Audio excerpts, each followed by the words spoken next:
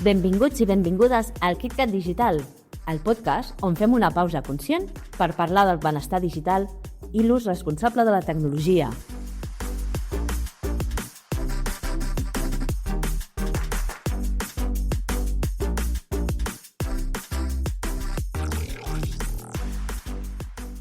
En aquest capítol ens endinsem en un concepte que està transformant el món, la innovació social digital. Descobrirem com la tecnologia pot ser una aliada poderosa per donar resposta a reptes socials i ambientals, creant solucions creatives amb impacte real a les nostres vides i comunitats. I per parlar-ne a fons, hem convidat a David Gateu de Vallgenera, company de la xarxa Puntic i tècnic d'innovació social digital al Servei de Promoció Econòmica de l'Ajuntament de Valls. Bon dia, David. Benvingut al podcast de KitKat Digital. Bon dia. Moltes gràcies per convidar-me. David, gràcies per venir. A veure, explica el teu perfil professional. Bé, jo sóc pedagog, he estat dinamitzant punts Òmnia en diferents llocs durant molts anys i ara estic com a AODL, agent d'ocupació i desenvolupament local a Valls, especialitzant-me en el tema aquest de la innovació social i digital. Què vol dir això? Doncs que jo aglutino diferents coneixements i és una de les coses que jo defenso que és molt important que qui està treballant en aquest àmbit ha de tenir un perfil multidisciplinar. Per una banda, tot el coneixement pedagògic de saber comunicar, per altra, coneixement en tecnologies digitals, entre cometes, com més avançades millor, és a dir, un coneixement generalista de què van totes les tecnologies. I, com soc agent d'ocupació i desenvolupament local, jo crec que és molt important tenir uns coneixements d'empresa, no? Empresa em refereixo, no ser un expert en nòmines, un expert en facturació, sinó uns coneixements generals de màrqueting, branding, comunicació. A veure, quines diferències hi ha entre transformació digital i innovació digital, a més? Tenim que tenir molt clar que l'empresa avui en dia s'ha de digitalitzar. Digitalitzar-se no és innovar. Digitalitzar-se vol dir estar al corrent dels deures. És dir, poder gestionar la teva empresa amb els recursos digitals que tens avui en dia. És dir, utilitzar ordenadors per fer les factures, per gestionar els teus clients i tot això. Això és gestió, no és innovació. Parlem d'innovació, com he parlat amb el Carles Miranda d'Acció, amb el meu podcast, quan algú està pensant què millora. I quan fem una millora la fem amb el client, és dir, què puc fer per millorar l'experiència del meu client. Per exemple, quan el meu client entra a la meva botiga, vull que el meu client rebi una benvinguda. Per tant, a més de que se li obrin les portes, sense tenir que ell posar la mà, que hi hagi un altaveu que et digui benvingut a la botiga. I ja està, això podria ser una innovació. O que rebi una recomanació de les novetats només entrar. Podrien ser innovacions. Però potser això no és significatiu per al meu client. I a mi m'importa una merda que em saludi. Jo el que vull és no tenir que fer cua. Doncs, una gestió intel·ligent de les cues, que quan sabeu que s'acumula gent, hi hagi un avís perquè els treballadors de l'empresa puguin obrir una altra caixa registradora. És a dir, les innovacions van a millorar l'experiència en qualsevol fase del procés de l'empresa. Jo he posat, en aquest cas, exemples d'empreses que estan orientades a la venda, però això podríem aplicar dins d'una cadena de producció o a qualsevol sistema. És a dir, analitzar el que estem fent, concepte KPIs, molt important, saber què estem fent, i si això ens serveix per prendre decisions ràpides i més eficients, ja podria ser una innovació. Aquest concepte d'innovació crec que l'empresa ho té bastant assumit. Una cosa és que ho hagi incorporat en el seu full de ruta, no? Ara bé, tu com molt bé t'identifiques com a innovació social digital. Val? Llavors anem un pas més enllà. Què incorpora a l'etiqueta social? Per mi l'etiqueta social incorpora dos aspectes. El primer, tota empresa és responsable socialment. Hi ha tot el tema de la política de responsabilitat social corporativa. Tenim un impacte en el nostre entorn. Quan jo optimitzo els meus processos i tinc en compte això que s'ha dit, els ODS, per ser responsable amb la meva societat i redueixo residus, redueixo despeses, milloro el benestar dels meus treballadors, sóc més eficient, amb això sóc responsable socialment. Això no vol dir que faci beneficència. Responsabilitat social, no? És a dir, la beneficència és una altra cosa. Després jo puc ser responsable amb la meva ciutat i en el meu entorn promovent activitats de, per exemple, recollida de deixalles de la riera del meu poble o altres accions en les quals jo inverteixo en la societat per fer una millora. Si això ho faig amb els meus clients i amb els meus treballadors, preguntant-los com volen millorar el seu entorn, això és innovació. És a dir, la innovació es fa tenint en compte el que ens diu la quàdruple hèlix. El món de l'acadèmia, el coneixement, amb el qual milloro els meus processos, l'empresa, amb el qual jo genero riquesa, els meus treballadors i els ciutadans del meu entorn, que serien els meus clients, amb els quals la meva millora li produeix un benefici, gràcies al qual me compraran. Amb això aconseguim el que tant perseguim des de l'administració, no? Que és crear una xarxa local, no? Clar, jo penso, com a vegades s'està treballant des del món de les comunalitats, l'economia social i solidària, que cal un teixit econòmic sòlid on les empreses del nostre territori es coneguin i puguin col·laborar i ser clientes entre elles per enfortir el que és l'economia quilòmetre zero. Llavors, això és molt important per als nostres teixits urbans i aquí tenim un paper important l'administració fent de creadors d'espais on es produeixin aquestes sinergies per millorar les oportunitats de col·laboració de les empreses per optimitzar els processos i llavors aquí es poden generar processos de qualsevol. Ens pots explicar algun darrer projecte que hagueu participat, que hagueu fet en aquesta línia? Jo ara parlaré només del que en aquests moments tenim entre mans, que és el de l'UBR 360 graus aplicat al benestar emocional, que és un projecte que arran del CAP, tècnica de referent de benestar emocional i salut comunitària, necessitat d'aplicar, de treballar el benestar de la gent gran, identificant que hi ha gent gran que no surten a la natura i estan tancades en residències, estan tancades en pisos i des de la seva intervenció hauríem de fer alguna cosa. I jo els dic, podem utilitzar la tecnologia per compensar aquestes necessitats emocionals de la gent gran. I aquí llavors connectem amb el món de les residències, connectem amb el món dels estudiants, connectem amb empreses de realitat virtual i amb això fem una formació a estudiants perquè entenguin què és la realitat virtual perquè puguin fer gravacions. Només amb ells és a nivell d'experiència i després amb uns vídeos que hem aconseguit de natura que els estudiants tenen l'experiència de portar aquests vídeos a la gent gran. I la gent gran que estan en residències, la residència veu com en fase pilot podrien incorporar aquesta tecnologia en les seves empreses per millorar el benestar dels seus clients. Els estudiants tenen l'experiència utilitzant-ho i, a més, amb el CAP estem convertint això en una investigació per veure si això realment té aquest efecte positiu que ens plantegem en el benestar de la gent gran. I d'això en fem coneixement. Una altra vegada tornem al món de l'acadèmia.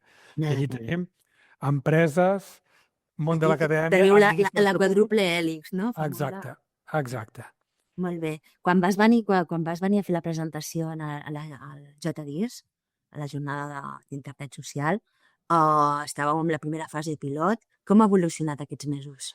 Bé, doncs hem passat per la primera fase pilot i ara estem consolidant-ho, com ho diríem, optimitzant el nostre procés, centrant-nos en l'experiència de la gent gran amb els vídeos i que el voluntariat dels estudiants, que entenguin com funcionen les ulleres. Hem eliminat la part de formació amb les càmeres i la gravació de vídeos perquè ens ocupava molt de temps i no acabava tenint impacte real.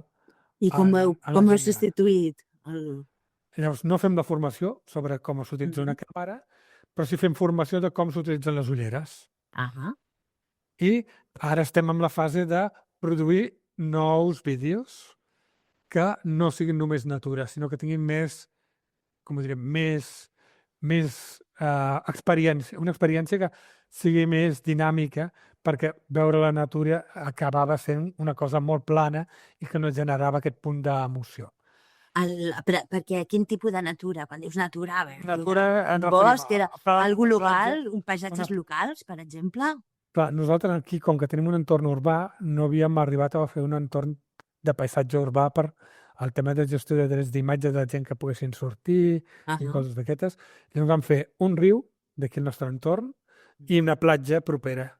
Ja que Valls no té platja, doncs vam anar a una platja d'aquí a prop perquè tinguessin aquests entorns, pensant nosaltres que eren entorns als quals una persona gran en aquests moments no hi podia arribar i que això pogués tenir aquest impacte emocional positiu.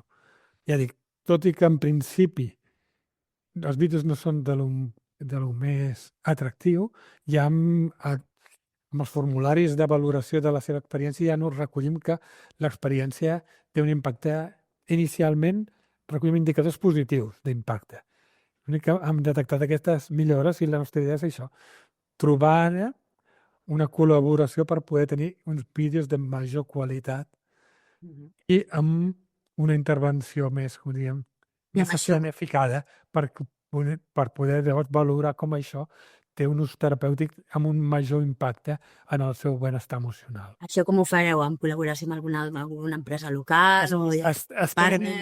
Estem en ello perquè estem mirant de col·laborar amb Pallapupes.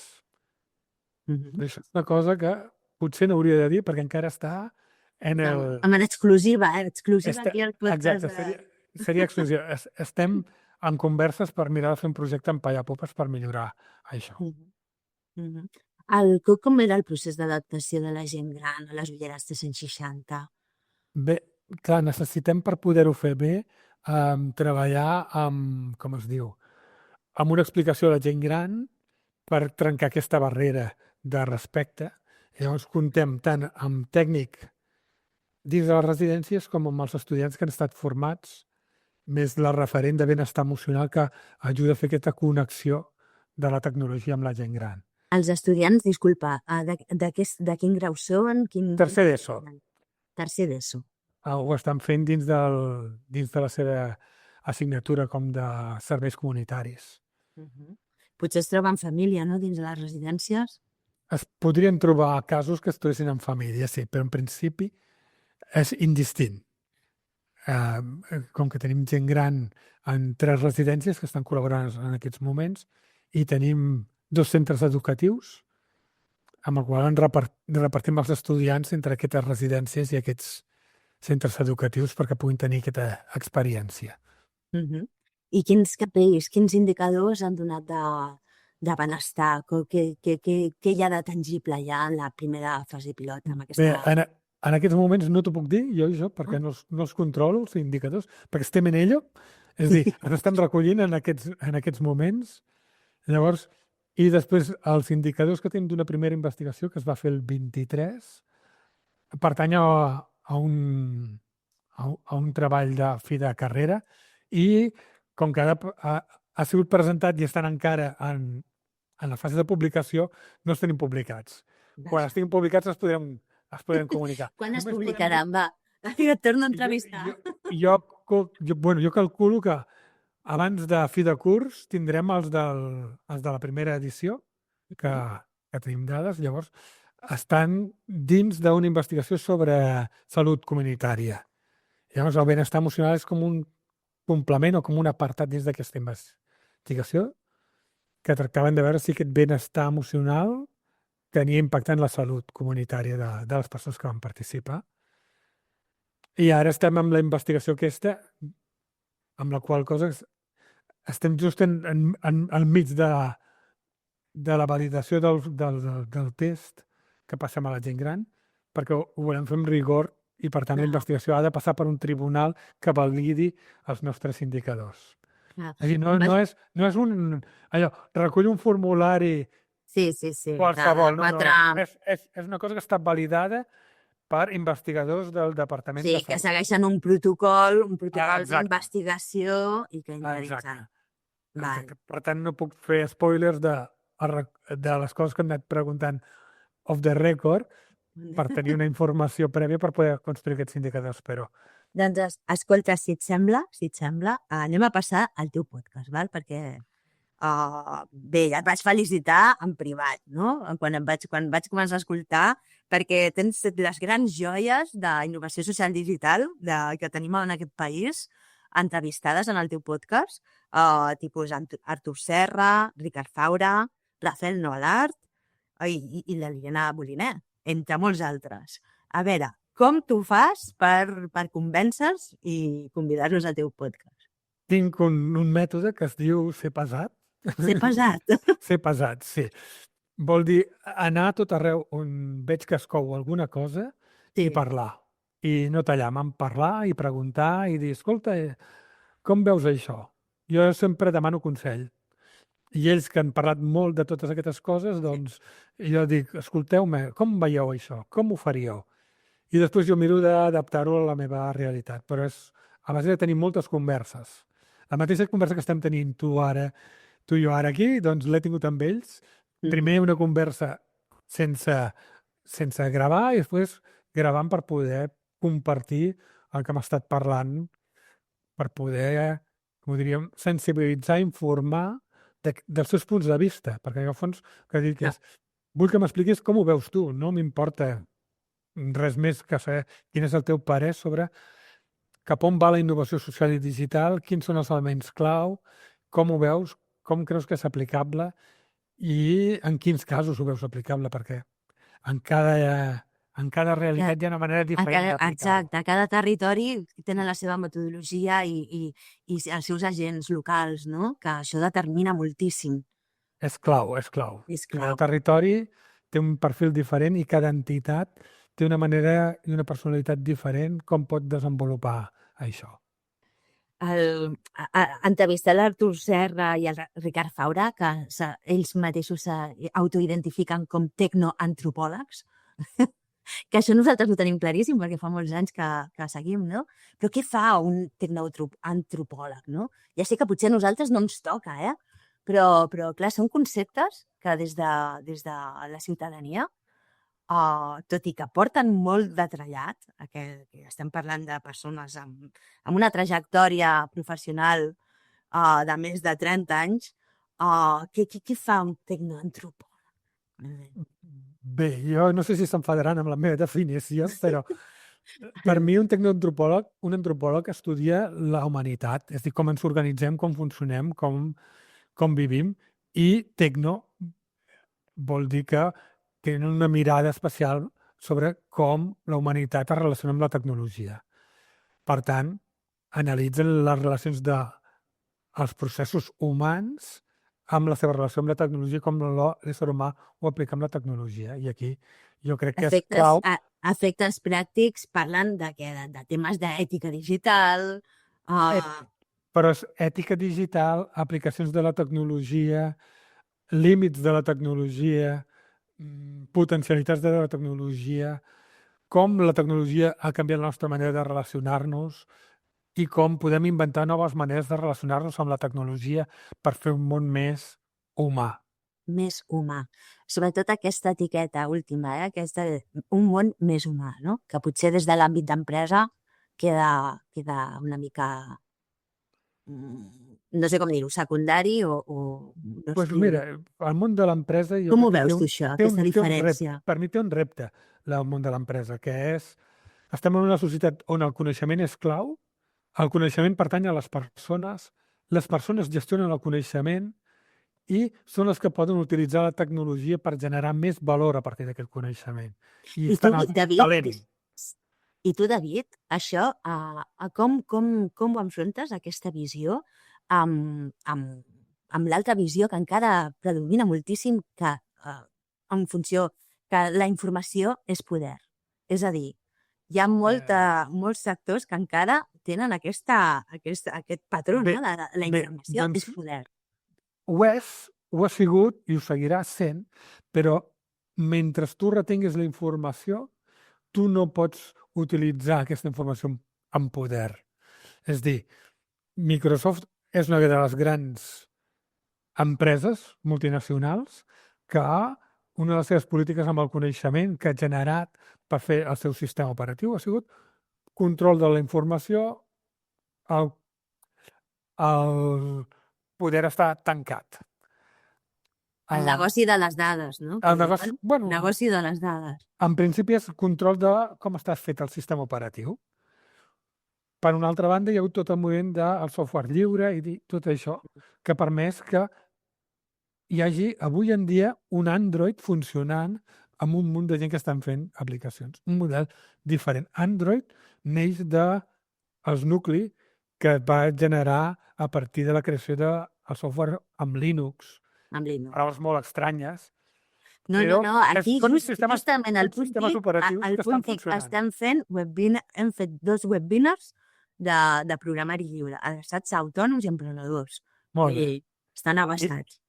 És que és fonamental entendre que el model de negoci és molt diferent, amb coneixement obert i coneixement tancat. Coneixement obert que et pot tenir molta gent treballant i ajudant a enriquir reduint despeses. La quantitat de despeses que ha hagut de pagar Microsoft per tenir el seu coneixement privat, només ell ho sap, i el mateix Bill Gates diu, si ara sapigués el que m'ha costat, hauria començat diferent. Clar. Llavors... Bueno, de fet, si em permets, ara que cites aquesta empresa, el ChatGPT, OpenAI, va sortir d'un projecte de programari lliure. Sí. Per això són models de negoci diferents i entenem que una empresa ha de fer negoci. És dir, com ho diguem, una empresa ha de guanyar diners i pagar el seu talent perquè el seu talent tingui més talent perquè pugui generar més diners. Més riquesa. I això està en el talent. Tenim diferents models de societat, però una societat que defensa el talent dels seus treballadors i fa que els seus treballadors es guanyin bé la vida, pot generar més riquesa que una empresa que explota el seu treballador que no vol que tingui coneixement per no tenir que pagar-li més. Això pot valer amb economies on són extractives, bàsicament, i que el coneixement no és clau, perquè el que vull és un operari que funcioni com un robot. Però avui en dia tenim robots que poden fer aquesta feina. Poden ser més baratos que treballadors. Per tant, el talent està en el coneixement de gent que tenen talent, que sabran preguntar a la intel·ligència artificial o que sabran programar la intel·ligència artificial que faci les coses d'una manera més eficient. No n'hem de tenir por, però sí hem de ser coneixedors de com utilitzar-la. De totes aquestes eines. I tant que sí, i tant que sí. T'he fet la pregunta de què fa un tecnoantropòleg, però què fa un pedagog en temes digitals? Perquè teniu una gran tasca. Bé, per mi és fonamental, com ho diríem, adaptar els entorns a que siguin usables per als ciutadans. Traduir el llenguatge digital a un llenguatge humà, perquè la tecnologia parla un idioma i l'ésser humà pensa d'un altre. I establir aquestes formes, aquesta usabilitat, navegabilitat, accés, reduir les barreres d'accés de la tecnologia a les persones amb més dificultats. Crec que aquest és el paper del pedagog. Treballant tot el que és l'entorn, la interfície de comunicació de la tecnologia amb el ciutadà. Ja sigui de manera digital com no digital. No digital, no? Presencial. De les dues maneres. De les dues maneres. Com ha estat aquest últim any amb tota la incursió de la IA? Heu notat molta diferència de sol·licituds tant de les empreses com de la ciutadania? Quin feedback teniu? Clar, en principi nosaltres hem estat des del primer dia que va sortir la notícia que s'obria el xat GPT, farà 2 o 3 anys ja, que el primer podcast que vam fer va ser parlant de la IA, ja. Ja us aneu a apuntar al carro? Amb un podcast que fèiem amb empreses d'aquí Valls i emprenedors. Vam parlar precisament d'això, un podcast de tips digitals que vam estar fent, doncs vam parlar de la IA. És a dir, nosaltres hem estat programant activitats enfocades a empreses i a ciutadans parlant de les aplicacions de la IA això. tant la per feu- ciutadans com per empreses perquè la incorporin dins del seu core per utilitzar-la, que no li tinguin por i que saltin la barrera. I l'heu incorporat vosaltres en el vostre dia a dia? Bé, jo l'estic utilitzant dins de la programació d'activitats que fem dins del nostre punt Òmnia amb la gent gran, amb la qual cosa la gent gran aquí estan al peu del canó Estan al peu. amb la IA. Sí, I sí, quina, sí. quina receptivitat han tingut?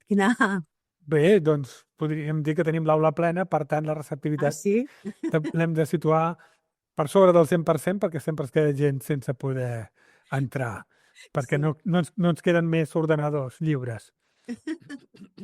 Quines eines feu servir d'IA?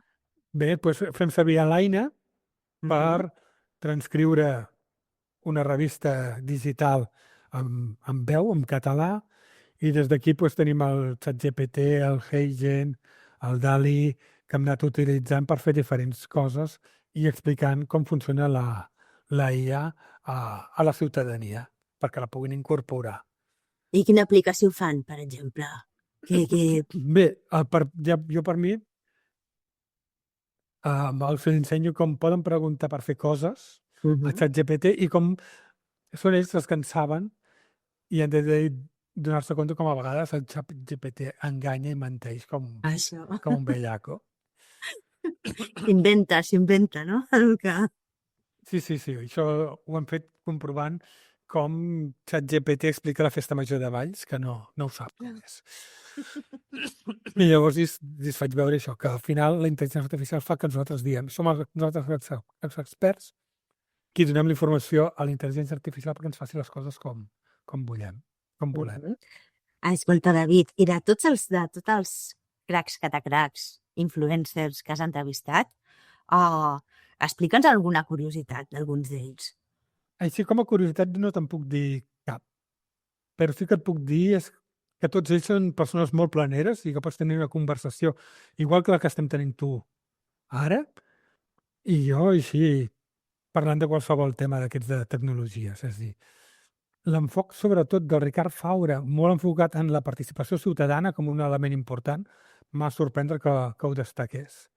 Aquest paper que ell veu des del seu departament com el ciutadà ha d'estar al centre i que la participació ciutadana ha de ser clau en aquest desenvolupament de la innovació social i digital m'ha sorprendre. Com que a vegades aquesta part de la ciutadania queda una miqueta de banda, sobretot quan s'analitza la quàdruple hèlix, on pot tenir més importància el món de l'acadèmia, de vegades.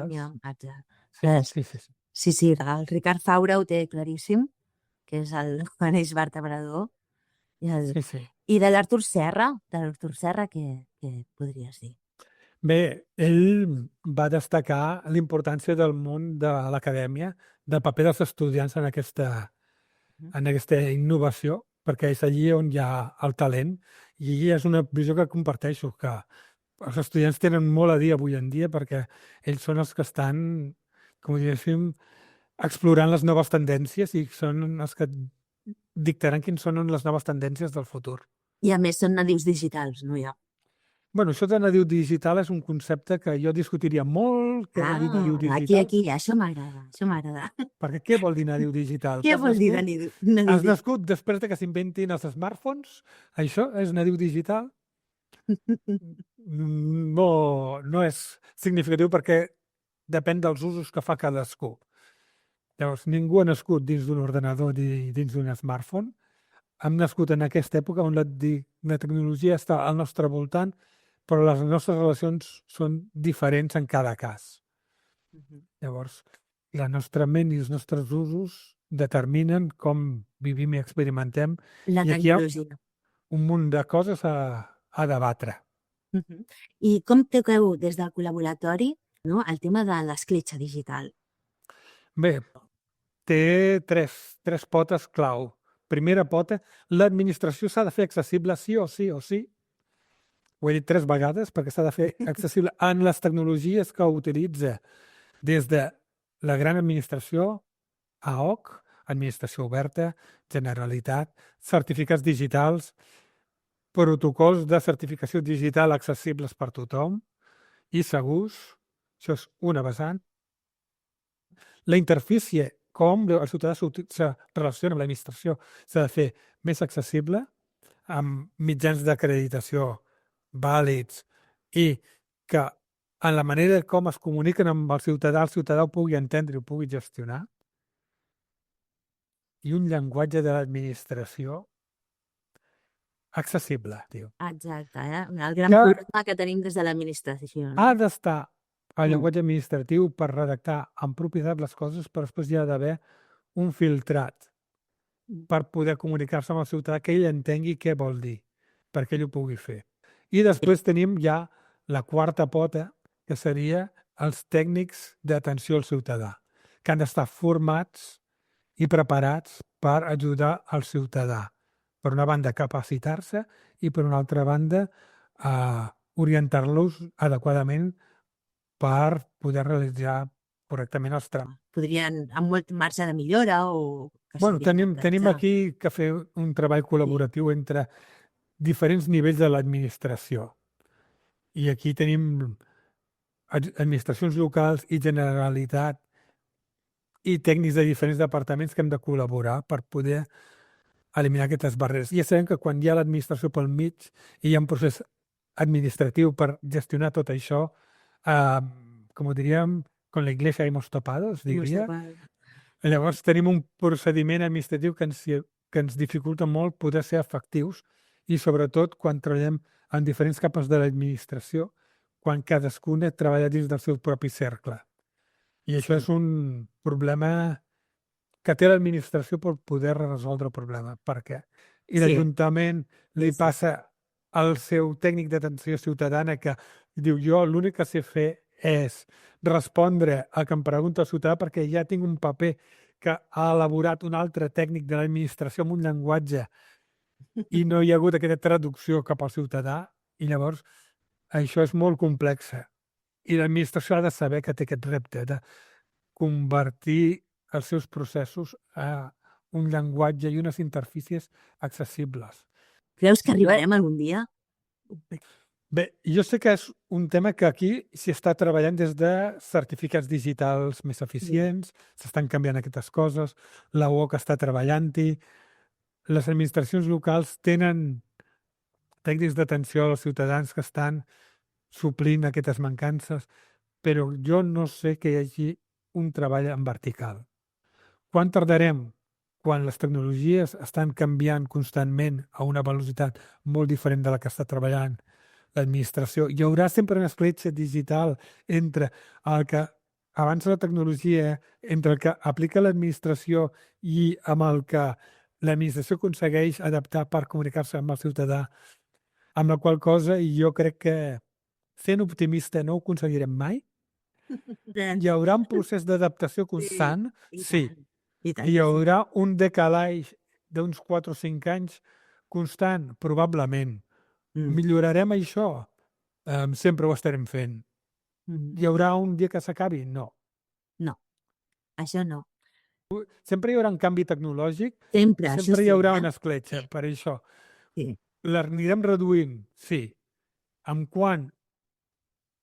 No ho sabem. No ho sabem. Pensa que canvien els usos perquè canvien les generacions.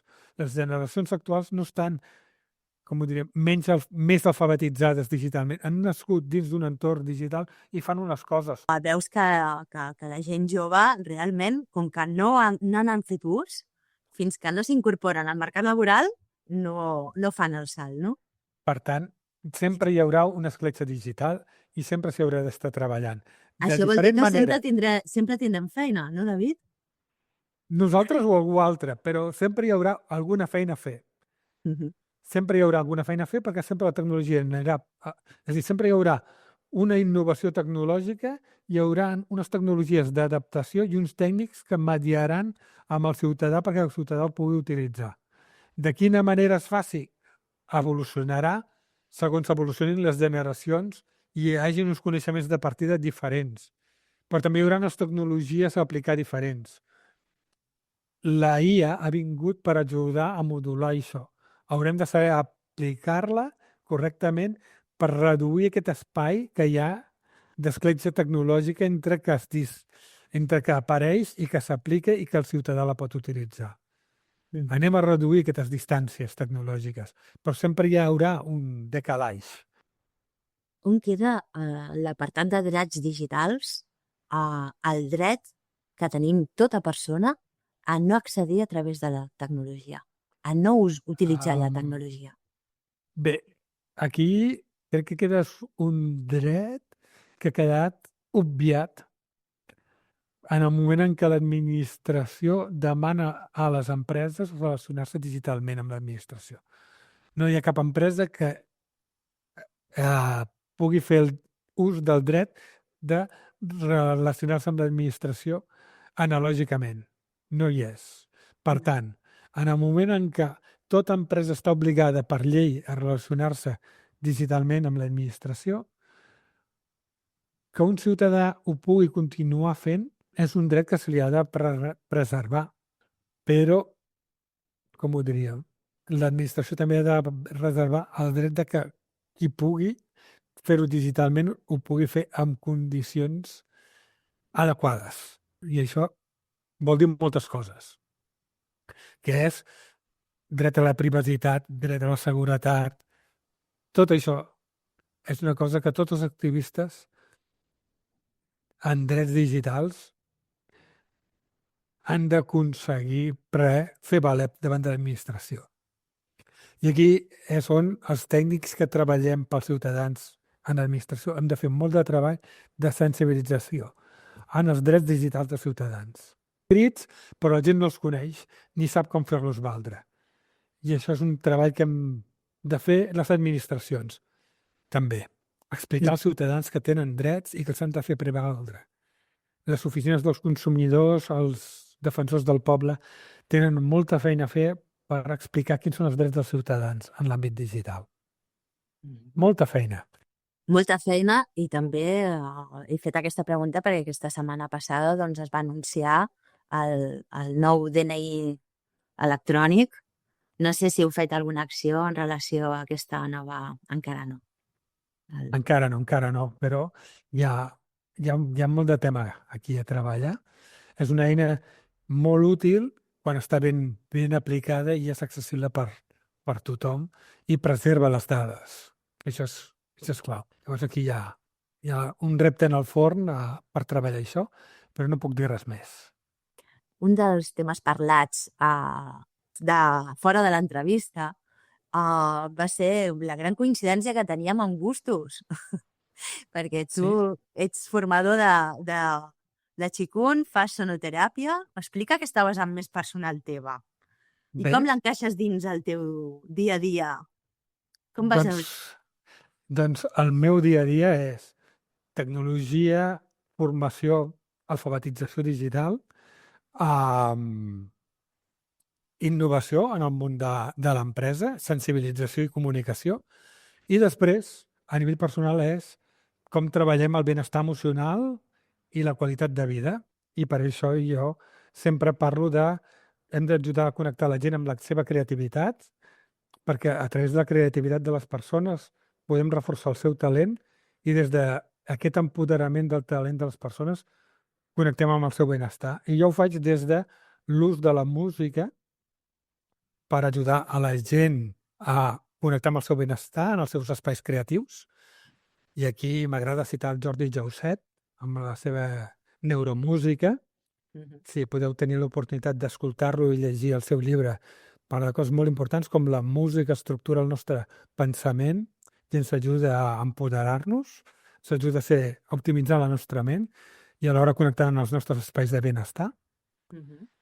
Llavors és un gran recurs utilitzar la música que ens agrada per escoltar-la, però també per fer-la, i com els recursos que ens ajuden a fer música